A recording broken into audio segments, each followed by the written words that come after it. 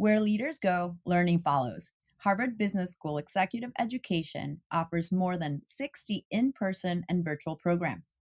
Learn more and apply at hbs.me/go. That's hbs.me/go. Welcome to the Ellevate podcast, conversations with women changing the face of business.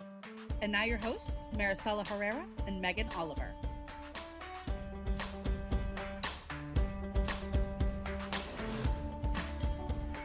Hi, everyone. Welcome to the Ellevate podcast. I'm Maricella Herrera, the CEO of Ellevate Network, and your host for this conversation. And I'm here with Megan Oliver, who is my co-host. How's it going, Megan? It's going well. How is it going with you? I know you're still in London and you still have three broken toes. Well, I'm back home now, so I'm in New York. Oh, you are? Never mind. Yeah, but I still have 3 broken toes. That's fair. The big thing is still true. The big thing is still true. The flight was thankfully uneventful. I was a little concerned about how that was going to go, but it was good. And I can start exercising this week. So my running coach has given me some bike stuff I have to do. So at least I'm going to start getting back to some movement, which I desperately need. That's good. Yeah. I know I gave an update a few weeks ago where I was saying that it was really hard to get into classes right now because everybody's on their fitness journeys, which we're very glad that everybody's on their getting healthier journeys, just like me. It's still difficult to get into classes. Like all my favorite classes, especially the ones after work, are just snatched up immediately. But I have been able to most of the time get into like at least one during the workday and just set my schedule around that. So that's been good. That's good. That's the beauty of flex work. I think it's super important that we have the time to do things like that, like go to the gym or go for a run in my case, or hobble around in my current case, and use it because mental health is part of being, I don't know, it's part of everything, right? Like you can't do anything if you're not doing well yourself. And I think it's important to have these moments to take care of you.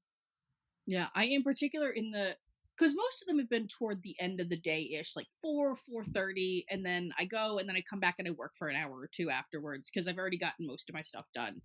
But like one of them last week was a like 12:30 yoga class. So it was right smack in the middle of the day. But it was kind of really nice to have that moment where like you had been focused and then you're focused on yoga and then you come back and like your brain is in a new headspace, but it's like nice. It's amazing. I used to love going for runs in the middle of the day because of that. Yeah. Because I felt like I had 2 fresh starts in the day. Yeah. It's so nice. Yeah. Anyway, what have you been into this week? All right, I'm going to be honest with you real quick. So I'm rediscovering a joy, a passion, a love from my childhood. I don't know if anyone on here is around my age, which is almost 30. But when we were kids, there was a game made by Disney that was like an online game called Toontown, and it was the best game ever. And you played as like a little animal, and you ran around and you like fought you fought like robots, they're called cogs, by like throwing pies at them and like shooting them with water hoses and whatever. So Disney closed it ages and ages and ages ago, but somebody just got all the code for it, I guess, and just put it back online, and so now it's just called Toontown Rewritten. And before, it went through like different phases of like being, you could do free play up to a certain point, and then for a while it was just like fully you had to pay to play. But like now with the Toontown Rewritten, it's just fully free. So I'm running around as like a little yellow duck named Sakura because that's what her name was. That's what my character's name was when I was a kid. And just playing this kids game, but it's also all adults playing this game because it's all people who are like nostalgic for this. So, like, literally picture me yesterday, I'm just running around and having the time of my life playing as a duck, throwing pies at cogs that are all, like, make fun of, like, business terms, like, there's, like, 4 different kinds. There's sell bots, cash bots, boss bots, and, law bots, and, like, it's so funny. And it's if anybody wants just like a good old time, a good old blast of nostalgia, or just some bright, fun colors, Toontown Rewritten. Highly recommend. Oh my god, I don't know. I've never heard of this. Clearly, this is where our age difference shows. Please look it up and you'll be like, this is what Megan has been doing this weekend. You'll be like, what? Are you 5? And I'll be like, kind of. Because I know Um, nothing about this. I never heard of this Toontown situation. Um, it sounds fun, like, yeah, because you can play rediscovering online your with other childhood. people. Toontown Online. Toontown Rewritten. Are you Googling it right Of now? I course I love am. that. I love that. We're gonna get your reaction like live on the thing. Yeah, this is what I've been doing. It looks like I'm new here. Mm. You don't know what this is. Okay, just looking at the characters though, it seems like it's gonna be a fun ride. Uh, Yeah. yeah, no, I've been doing less fun stuff, I think. I've been reading a lot. Um, and I can talk about stuff I've been reading that's more on the professional side, uh, which is I've been going through a book that's called Value Proposition Design. It's from the Strategizer, which are they've done very famous books like Business Model Generation and some of these like very strategic books of how you start building business ideas. So I'm going a little bit through that, which is always good to remember some of the basics and how do you really craft your value proposition. I think it's an exercise that any business has to go through multiple times and revisit multiple times because as the world change or as the world changes, we need to change how we talk about the things that we do. So I've been Uh-huh. doing a little bit of that. However, on the fun side, I just read Carrie Soto is Back, which is the new Taylor Jenkins Reid book. Ooh. And I am not a fan. I know nothing about tennis, absolutely nothing. And the book is about a tennis player. So there's tons of tennis in the book, and yet I read it in like a day. It's so like fast and just nice to read and very entertaining. I loved Daisy Jones and the Six. That's one of my favorite Taylor Jenkins Reid book. But this one's pretty good too. So I recommend if you're looking for a easy read novel to check it out. Yeah, I know I have heard so many good things about her. I have the Daisy Jones, Hmm. and then my roommate has the 7 Husbands of uh Evelyn yeah, Hugo. which she adored. It's very good. Uh yeah, and is literally and it was recommended to her by her sister who's like claims it now is she's like this might be my favorite book I've ever read.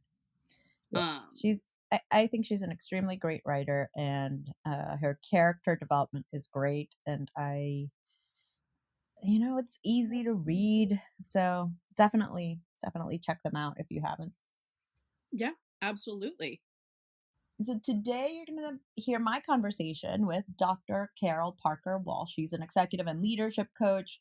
She has had a great career and focuses now on helping women, particularly women who are in senior roles, but also who are on the older side, to rethink their what they want in life, what they want in their career and in their success, and feel even more empowered to go where they want to go. We talk about her story and how she got to this work, and a lot about her what she's learned from her clients, as well as some of like great tips that you can use in your own life. So she's fantastic. She's an Amazon best-selling author. She's a keynote speaker. She has done lots of stuff. So please listen to my conversation with Dr. Carol Parker Walsh.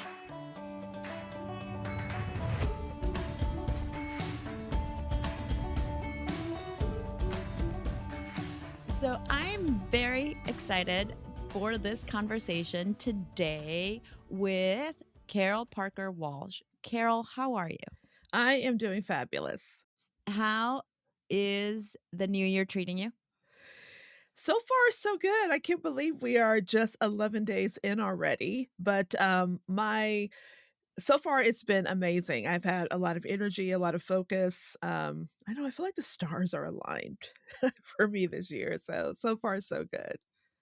That's great. I was reading, speaking of stars, I tend to read a lot of like random astrology posts and stuff. And it said Mm. something about us going out of some sort of retrograde, which I can't remember which one it was.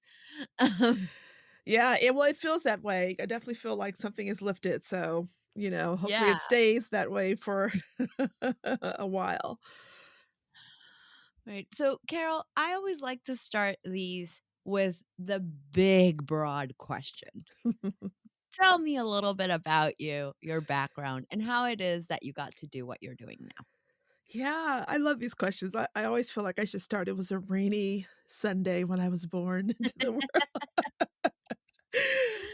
But honestly, I am first of all, I'm one of 7, and I'm pretty much in the middle of that. So, Ooh. people can take that however they want.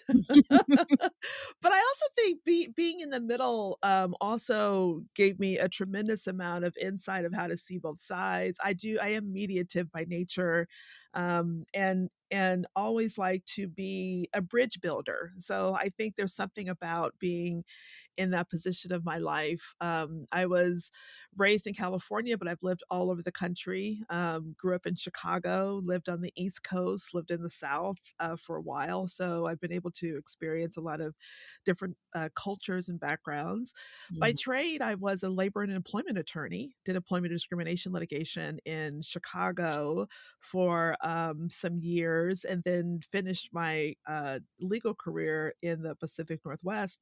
But since then, I've been in HR, I've been a director, I've been in executive leadership before I went back to school and got my doctorate degree and focused in moved into academia where I was teaching and developing programs in leadership and health disparities and a lot of interesting courses, and then became an associate dean. And it was around that time that I was in a massive car accident, actually a near fatal car accident. A drunk driver Oh, hit the car, and I remembered I was working on a weekend. I was, my kiddos were with me. I had since, had 2 kids, married, and was divorced. And so, as a single mom, I was really working to build my continue to build my career. So I was in the office with my kiddos and coming home really on a Sunday.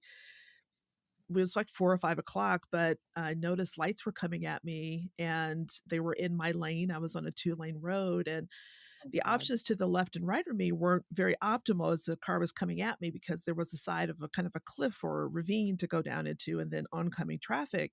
But I heard a voice as clear as were in the car with me that said, "Turn now," like as the lights were coming. And Oh my God. for a split second, I thought, "Turn where?" But I turned into the direction of oncoming traffic because I didn't want to go off the side of the road with my kids in the car.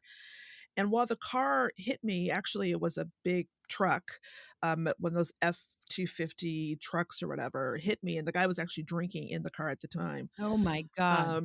I survived, and while I was in a wheelchair for 6 months and, in rehabilitation, multiple surgeries, learning to walk again and things of that nature, um, what has stuck with me since then that has really been a guiding light in my career, or the shift in my career trajectory, I should say, was hearing that voice that said, "Turn now." And I think it was Mhm. because it had so many meaning for me because I knew I was at a place in my life where I wasn't really happy. I was in work that I wasn't really feeling fulfilled and satisfied with.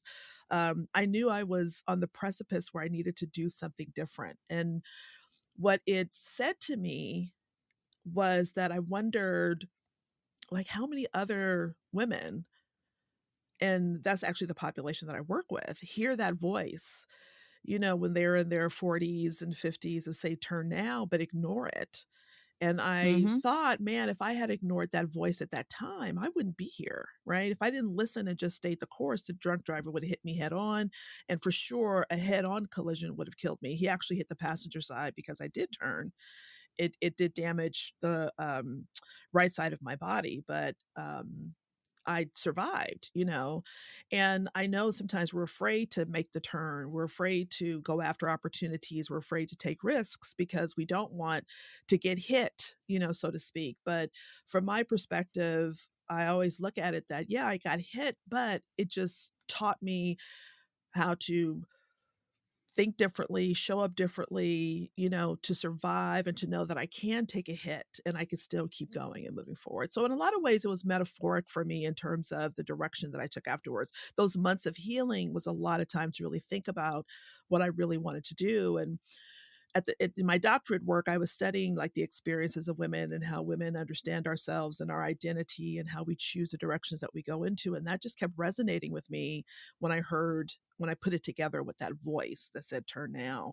And that led me to what I do now, which is executive and leadership coaching for high achieving women in midlife who are seeking to make that turn and seeking to make that shift, and to work with organizations who are in the midst of wanting to become fearless organizations, to be able to empower their female leaders into stepping into their best iterations of self, and making those turns and making those shifts to really elevate them and elevate the work that they do in the organization. So I think that's a long story, Carol but that's it. well, Carol, I was gonna say, I love asking this question and I always ask it very broad because I never know what story is gonna come up from that, that really shaped your life, right? That really shaped where you're coming from. And this is Hmm. such a powerful story because it's not only did it mark your life in ways that are tangibly physical, right? Like you were in a Hmm. wheelchair, you had to go through physical therapy. Your kids were in the car, so I cannot imagine the emotional Yeah. uh, impact of that, Yeah. but also that voice. And that voice, what do you attribute that to? Where do you think it came from? Well, I mean, I do believe in a higher power. I believe in God. So it was in a lot of ways a voice saying, you're not done yet, right? Like this isn't it for you. That there's so much Mhm, more, right? And so I think it was just probably something in my deep consciousness that came out, that mhm. was tapped into, that said, no, girl, move out of the way of this. It's not going to be easy. The road ahead is not going to be paved with, butterflies and tulips, but it's time for you to make a move. And I always say, I'm a relatively, my mother used to say this about me as well, but I'm a hard-headed kind of girl. Like, my mother used to always say, you don't believe fire is hot. Like you have to really put your hand in there and experience it for yourself. And, I always have said that when messages are coming at me, sometimes God has to like sit me down to really make the message clear that, listen, there is something else or there's another direction for you. And so I think it was a lot of combination of that. Honestly, I think I had been hearing that whisper, Mm, that inkling for a few years that I should make a turn, that I should do something different. But I think, like so many people, fear of the unknown, fear of what it means if I walk away from everything that I have in front of me and have currently built in my career, just not the unknown of the other side, fear of taking the risks as I was a single mom raising my two kids. I needed to be practical, just all of those things where we may hear this inkling and idea that we should go after something or try something or change something in our life, but we talk ourselves out of it for all of these external reasons or these practical, fearful reasons of not going after what we want. And so I think in a lot of ways, it was a culmination of just that voice that had been whispering in the background for years, just was very loud and clear in the moment. in and viscerally, feeling that and helping me to actually make a move that completely changed the trajectory of my life. It's incredible. Talk about an I don't want to say in your face, but an in your face way to realize that you need to act, Yeah. right? Like it's it's Yeah, sometimes it I always takes that yeah. for some of And us. and it really does. I think of that. I also believe in a higher power. Don't necessarily know if I believe in a god or anything, but I am very spiritual. I grew up Buddhist, and Mhm. I talk about that. But I've seen it in times where it's like the only path you are left with because you might not have been listening to all of the signs or all of your Mm. internal thoughts. And then all of a sudden, the only path you are left with is make a change or make a change. Yes.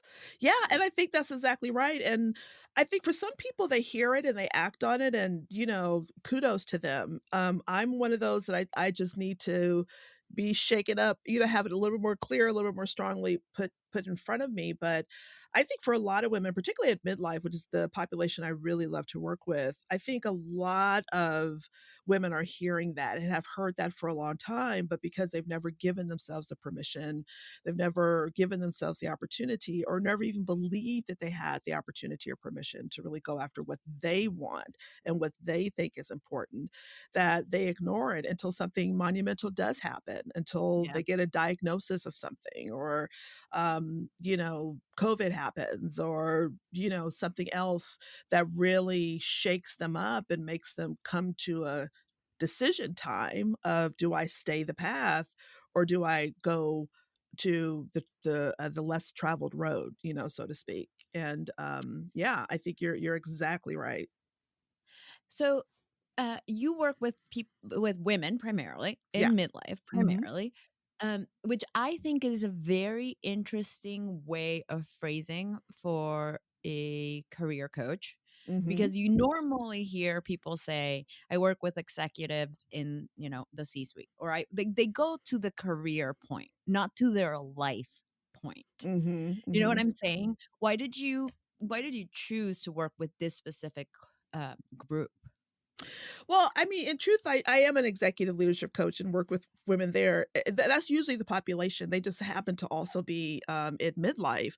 But the reason that it's more expansive most of the times than just, help me get a promotion or land that Mhm. position is because I believe in what I call career life alignment. And I believe that your career is only a piece of the greater ecosystem of your life. And when you're thinking about the things that you want to do, they should be in alignment with your values and how you want to show up and how you want to live in this world and how you want to be in this world, right? Because if what's not working in your career, or if you're not happy in doing the work you're doing, or not feeling fulfilled, or not working at your highest potential, it's going to impact everything else. You're going to be miserable in other aspects of your life as well. It's not going to Mhm. just be compartmentalized. And at midlife, the midlife pivot is such a interesting transitional time in our lives, and particularly for women who've often been denied the ability to like own what it is that they really want to do.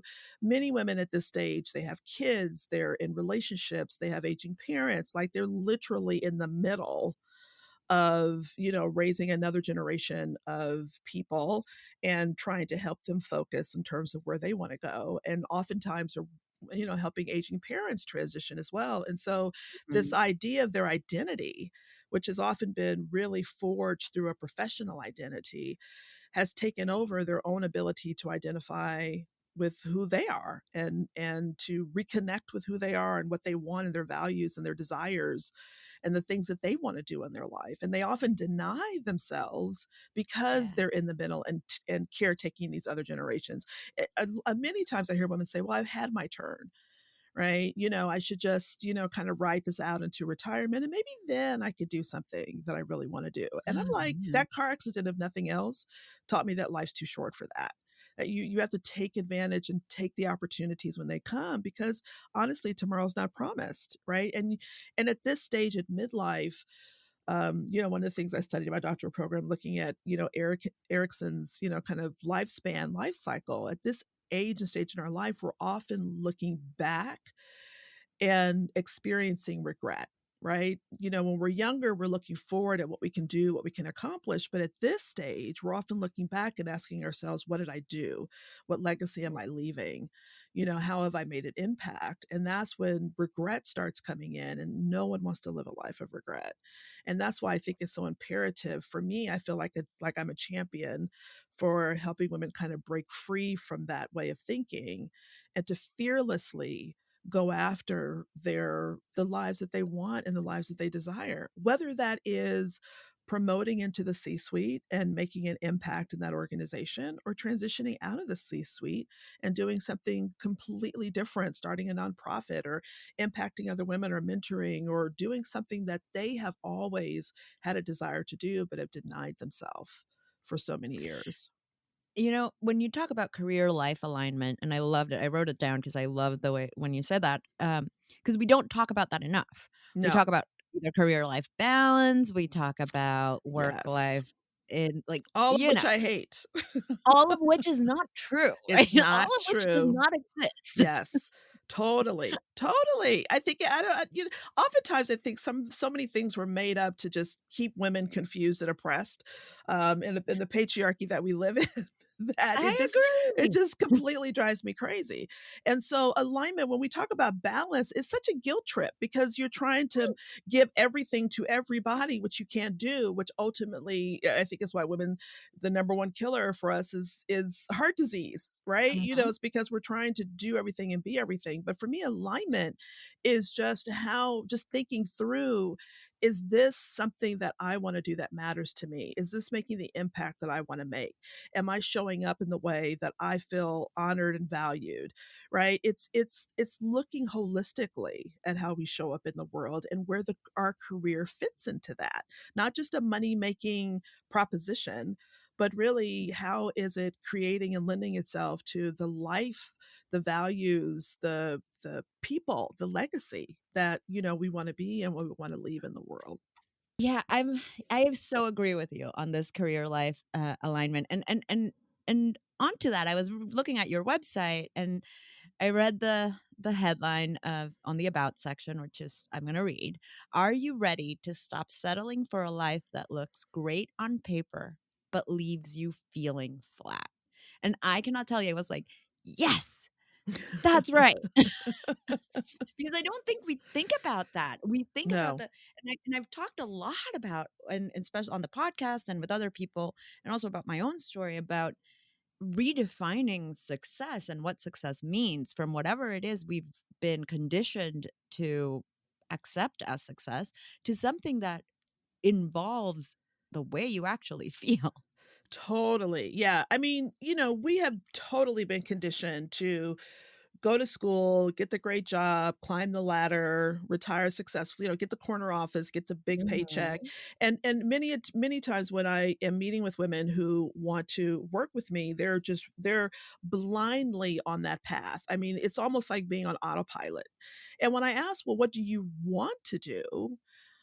That question usually stops them in their tracks, because they're like, what do you mean, what do I want to do? Is the idea is that this is what I should be doing, right? I mean, I've worked this hard, so I need to step into the next bucket that's available to me, as opposed to redefining what that should look like, right? And so, while everything looks good on paper, you got the job, you got the corner office, you got the title, and you got the money. Now what? Right? Because we've been taught to go after these external validations of success, and not really find the intrinsic validation of success, because we've never defined it for ourselves. We never asked ourselves, what does success mean to me? What does that look like to me? What does that feel like? How does that show up in the way that I live, and how I contribute to the world? We've never asked ourselves those questions. We just follow this external pathway that we've all been given to be able to follow. And then once we get there, it's why I often say that we climb the ladder of success only to get to the top, realizing, what? Is this it?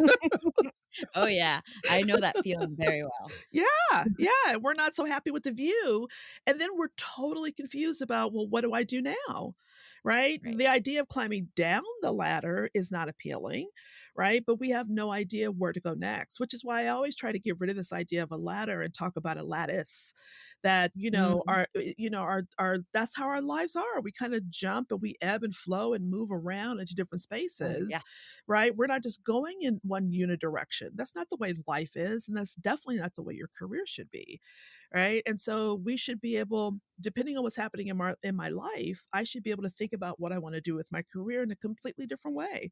Maybe I want to pull back right now. Maybe I want to step into something else right now. Maybe I want to, reformat the way I'm doing something because my life calls for that at that moment. And we should be totally fine to be able to do that.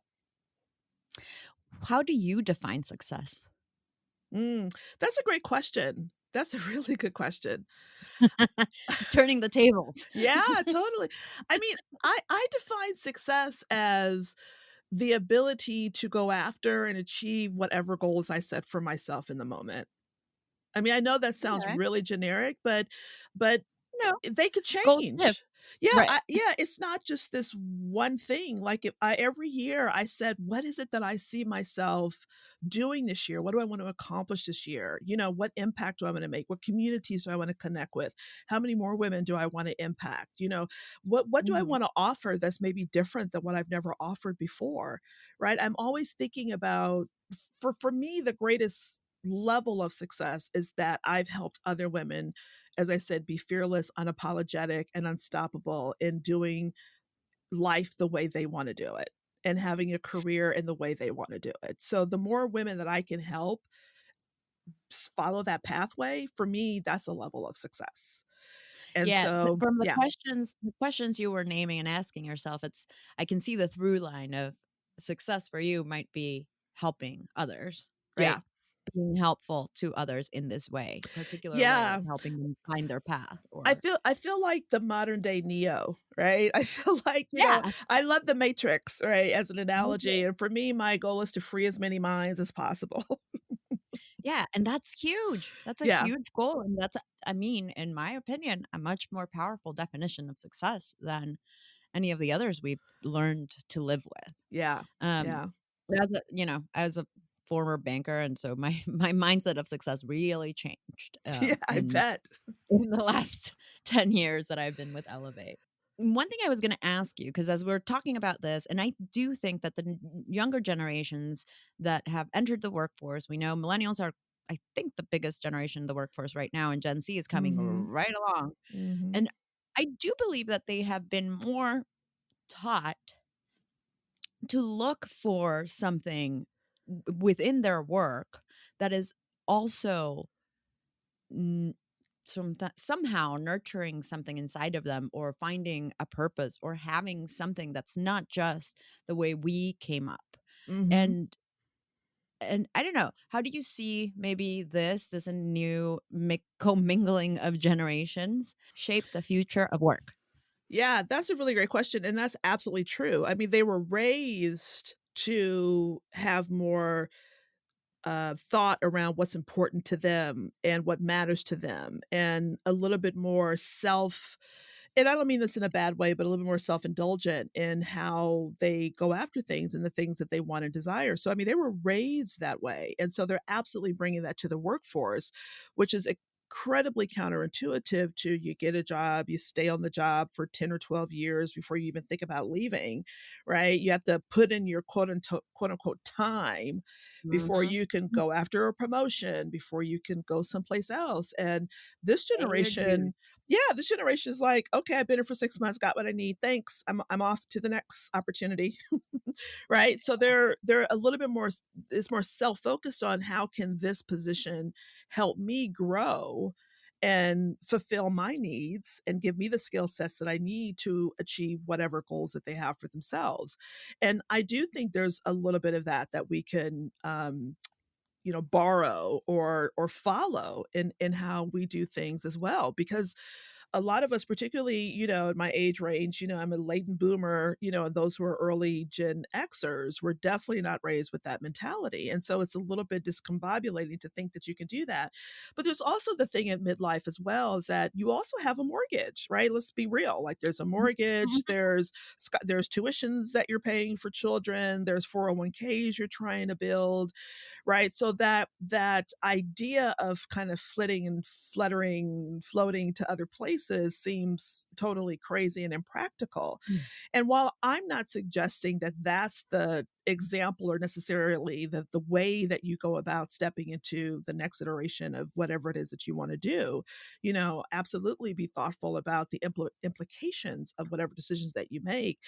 What I do admire about the generation that I think older generations can take on is the fact that it's possible to do it. And I think what for a lot of women at midlife or older generation people is that they don't even think it's possible. And so because they Mm. don't think it's possible, they don't even entertain it. And so they stay trapped. And for me, it's that whole mindset shift. And if you're trapped in your mind, then the game is over, right? You are only limited by what you believe is possible. And if you believe that it's possible to make those transitions, then you could put the practicality or put the action to play to be able to get the thing that you want. You can think logically about, okay, well, then create a plan to get there. But if you don't even think it's possible, then you're never going to get to the other side of that. And that's something I think we can borrow from that generation. And I think that's going to impact the future of work. To your question, really for me, the future of work is all about a very human centric approach. It is about what is your purpose? What is your passion? Having a deep level of self awareness about who you are and what you want to do in the world. It's about self accountability. It's about inclusivity. It's about well being and taking care of yourself and being healthy. So there's going to be and we see this already, a very Mhm. human centric approach to the future of work. Organizations now are creating when they're doing their applications and interviews, they're asking people about their purpose and their passions and the legacy they want to leave because they're seeing if that is aligned with their own visions and missions and purposes for their organization. So we're already seeing this transition, this ability to be self-aware of how you show up, how you talk and engage with other people, how you're thinking about creating space of inclusivity of different mindsets, of different modalities for greater innovation in the organization, right? So we're seeing a lot of these shifts already. The pandemic has accelerated we're in the beginning, we may have been taking baby steps, but the pandemic has accelerated us moving into this more human centric focus, this idea of really thinking about what's possible for yourself. And again, to your point, I think this younger generation is on it. And we have to begin to adapt this broader way of thinking and believing in what's possible and not limiting that to what we've seen in the past, but opening ourselves up to what's possible for the future. I love that, and I agree with you on the human-centered approach. I think companies finally realize that people are people. It took Yeah. them a really long time, Yeah. um, but it really I hope that that continues to happen and that the new generations and more than the new generations, the coexistence of so many generations within the workforce, that I think is what's gonna be really powerful. If we can get all of them to kind of take the best from each other and Well, bring it into something. totally agree with that. If we can just start at the premise of respecting humanity Mhm. and, that we all have a lived experience and that experience is different from the other, but not seeing it as a competition of that my experience is better than yours or more significant, but seeing that your Right. experience is just different and having an appreciation and a celebration of that. I mean, that to me is what really inclusivity and belonging is about the Exactly. respect for what everyone brings into the table. So, Jane Elliott, who's a diversity goddess, who has done this work for decades, talked about it not being a melting pot, but it being a stew, Ooh. right? Because when you meld things together, you kind of get this grayish, undetectable, nondescript thing. But if it's a stew, then you have this burst of amazing flavors because everything in that stew has a place, a purpose, a taste, and it's adding something and contributing to the entirety of the flavoring of the whole pot that's there. And I think if we think about that in workplaces, of the differences that come together as creating this amazing, incredible, I love food, as you can see, stew, with an appreciation for everything having a contribution to it. It would really speak to the human-centric approach that, we're moving to in the workplace. Love it. This is a great way, in my mind. This is a great way to end this conversation, and I could speak to you about this for hours. These are my favorite topics, like what's happening with the Yes. future of work, what diversity and inclusion, and how do we get people to really embrace their full selves at work. So as we're talking about, the future of work, I know you work with companies. So tell us a little bit about that work and what you're seeing. Yeah, the work that I love doing with organizations is really helping them to kind of unlock innovation, because every organization wants to be innovative. And for me, the best possible way to do that is how they can elevate the brilliance of the female leadership within their organization, those who are just hidden in plain sight. And so we've seen so much around the great breakup, and so many female leaders and female leaders of color have just migrated away from organizations because they're dealing with microaggressions. They're not getting respect in the workplace. They're being questioned or disregarded for the talent that they bring forth. They're not given the ability to have flexibility and working remotely. So we're seeing this constantly, year after year, of challenge that organizations are having in really retaining female leadership. And it's not getting better, unfortunately. And so the work that I love to do with organizations when they're ready to kind of take those bold steps is to how do you unlock innovation by building inclusive leadership, by impacting, creating trust, authentic trust through psychological safety, Mhm. and Ugh, having favorite. deep levels of self-awareness and sustainable accountability around that, where it's not just a practice or a one-off that you do, but you're really embedding it in the day-to-day interactions of how we talk to each other, communicate with each other, and how we think about showing up with each other, so that we can create these spaces that allow this innovation, because you're losing massive amounts of creativity and innovation because these women are leaving. You're impacting your bottom line because you're losing that innovation and creativity because these women are leaving. And so the way to kind of counteract that is to really engage in this framework of inclusive leadership, authentic trust and psychological safety, and sustainable accountability. And that's what I'd love to do and bring into organizational work. I love that so much. It's so powerful. It comes to the aspect of belonging, right? Like all of those together, Yes. I think in many ways impact that. And for us at Elevate, that's what we focus on too. It's Yeah. how do we help people feel like they belong? How do we help women particularly feel like they're not isolated in the world of work? Um, Absolutely. Absolutely. And I love doing that. One of the practices that I love doing is creating these wisdom circles and masterminds within organizations, bringing these women of color, with these female leaders together to be able to support each other. Because one of the things that I think is incredibly powerful and true is that through collaboration and community is how we thrive and grow. mhm. And just to your point about being isolated, so many times when I'm able to create these type of environments and organizations, you have women in here who are like, I didn't even know there were other women of color here. I didn't Yeah. know there were so many other women leaders over, they because they work in silos and in isolation. And when you can bring Right. them together in community, it fosters a different level of engagement and inspires them to show up in incredibly different ways that tremendously impact the organizations in ways they've never even thought about before. 100%. Yes, collaboration makes the world go round. Yes. Yes. And it's a feminine trait that the patriarchy has It not really is. understood how to utilize successfully.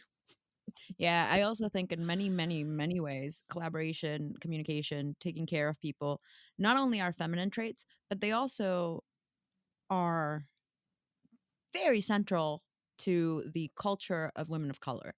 Um, Yes. I've written about that as a Latina, and I think it goes true. It plays true for most populations of color. Absolutely. Absolutely. I mean, you look back in our lineage and heritage, it was always about village, tribe, Hmm. togetherness is how we did things. We moved as a community forward. It wasn't in isolation. Well, thank you so much. This was fun. Yes, this is great. Thank you for having me. Well, we're gonna do a little lightning round, so don't leave just yet. I'm gonna Okay. ask you a few questions, and they will be short, and you can give me answers in one sentence or less. Um, don't overthink Okay. them. They're fun. Okay. They're meant to be fun. Favorite mythical creature? Fairies. Ooh, I hadn't heard that one. Uh, does pineapple belong on a pizza? Absolutely not. Oh my God, we're gonna have to agree to disagree on that one. Would you rather explore outer space or the bottom of the ocean? Mm, actually, neither. I just don't think we're meant to, that's not what we're meant to be. I mean, God bless the people who are adventurous that way, but I don't know how to swim and I've seen too many movies where people get lost and frozen in space. So, Fair, fair. What's a skill you wish you had? mm. Oh, I wish I was good with numbers. I love, I admire people who in their heads can just do this math and understand percentages and all that Hmm. stuff. Like it's all Greek to me. So I wish I had that skill. I have it. People in my family have it, and I always admire it, but that has escaped me. I need a good calculator. Yeah, I cannot survive with that one. Um, most used app on your phone? Don't tell me the calculator, please. No, Blinkist. What is that? It is amazing. It is an app that will allow you it summarizes books for you. So it's like an audio book, but it summarizes the book in about 20 minutes. So about 20, 15, 20, sometimes 25 minutes. You can basically read an entire book.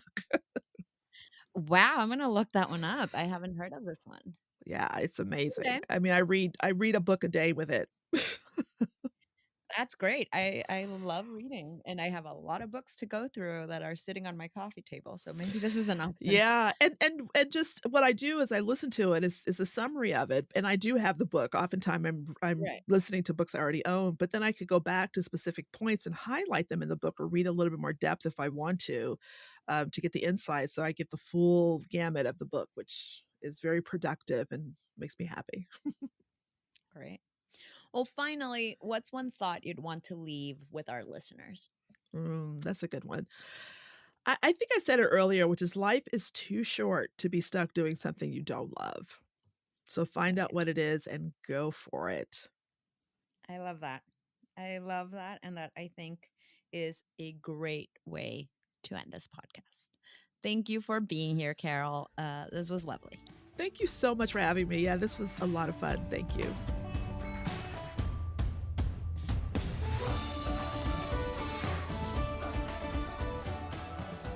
Cool, and we're back. She is really great, so I hope you enjoyed it. Yes, I so did. And I'm so excited for hers to finally come out. I got her booked and recorded a while ago, and I've been really excited to hear this one. Yeah. Yeah. So, speaking of things to be excited about, what's going on with Ellevate this week, Megan? Excellent. All right, Maricella, I'm gonna give you a little behind the scenes. I somehow forgot to like put this in, so I just have them pulled up on my screen. So I'm just gonna read them off. Go for it. All right. So this week, our Ellevate Roundtable is virtual networking elevated. Maricela, do you want to talk a little bit more about what that actually means? Yeah, so it's what we do in these roundtables is really get more of a space for you to talk to different people. So usually in our roundtables we have one breakout room with a group of people. We're discussing a specific topic. But in these networking roundtables, we are much more focused on helping you build more connections. So instead of one breakout room, you'll have a couple more. You'll probably get to talk to more people. And our team has designed icebreakers and ways for the conversation to go so that you don't feel awkward, because I know it can be a lot. Yes, and that's going to be amazing. And then our in-person events coming up in the next week or so. Our Philadelphia chapter has Share the Love Valentine's event, Give a Little, Get a Little, which will be fun. That's on Thursday at 4:30. New York City is having a happy hour called All About Asserting Your Influence. Super important. That's going to happen at 6:30 p.m. on Thursday as well. If you're in the Cincinnati area, on Friday at 8:45 a.m., we're going to be having an Ellevate Business Connect with coffee, connection, and networking. That'll be super fun, and you definitely want to meet with all those chapters because if you're in those areas, because they're amazing. Yeah, definitely go check out our chapters and their get-togethers. They're really wonderful people, and it's a great way for you to get to know people in your region. Yeah, and then I did forget to mention one more thing. We do have a community circle coming up, not this week, but next Tuesday. So it'll be before the next podcast comes out. But we do want to make sure you know it's our remote and hybrid professionals community circle. So if you are a remote worker, if you're a hybrid worker, if you are looking for support in dealing with all the nuance that comes with that, definitely be sure to join us. That'll be Tuesday at noon Eastern. That's amazing. Yeah, our community circles are great spaces for you to just show up as you are and get some insights about how, from others on how we are all kind of navigating similar experiences, but that those experiences really become way different depending on how you identify or the characteristics of where you're at currently. So they're great safe spaces for great conversation. So I hope you come. Yeah, definitely come join. And we're gonna get into our history makers this week, and I can kick it off. Chimamanda Adichie became the first woman from Aba, Nigeria, to be conferred with a chieftaincy title. Michelle Yeoh became the first Asian Best Actress nominee at the Oscars. Deborah Ogrodnik became the first woman to lead the Sisterson accounting firm. Morrissey O'Donnell became the first woman sheriff of Multnomah County, Oregon. Teresa Thierry became the first woman to serve as co-managing partner at Shaw Rosenthal. And, big one, for the first time in history, the 4 leaders of the 2 congressional spending committees in the U.S. are women. Kay Granger is the chairwoman of the House Appropriations Committee, while Rosa DeLauro is the top Democrat. Patty Murray is Senate Appropriations Chairwoman, while Susan Collins is the top Republican. So for the first time, the 2 congressional spending committees are run by women, all women. I have good hopes for this. I know, right? Well, that's been great to see some more history makers, and always great to celebrate. So if you have anyone you want us to shout out, please let us know. You can tag us on social media. You can send us an email. We're always looking for people to celebrate and cheer from where we are. Yeah. So, thanks for being here, and thanks, Megan, for joining me. No problem. I will see you and everybody else next week do you want to give a little teaser? Yeah. Next week, I talked to Soini Chan Chu. She is the owner and founder of City Safe Partners, a Harlem-based security firm. But what you might not know is that she also is a former police officer. So we go into a lot of conversation about safety and safety as a human right. And it's a very interesting conversation because we talk a lot about things that are affecting all of us in the world, and yet also talk a lot about entrepreneurship and leadership and building a business. So I think there's something for everyone in this one. Hope you can join. Yeah, I can't wait. Cool. Bye. Bye. Join an exceptional peer group to sharpen your leadership skills and advance your career. Harvard Business School Executive Education now offers in-person and virtual programs. Learn more at hbs.me/go. That's hbs.me/go.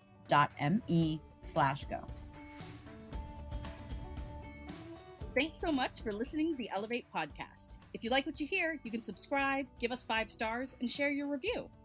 You can learn all about Ellevate membership and all the great things that Ellevate Network is doing at our website, www.ellevatenetwork.com. That's ELLEVATE network.com. And special thanks to our producer, Katherine Heller. She rocks. Thanks so much, and join us next week.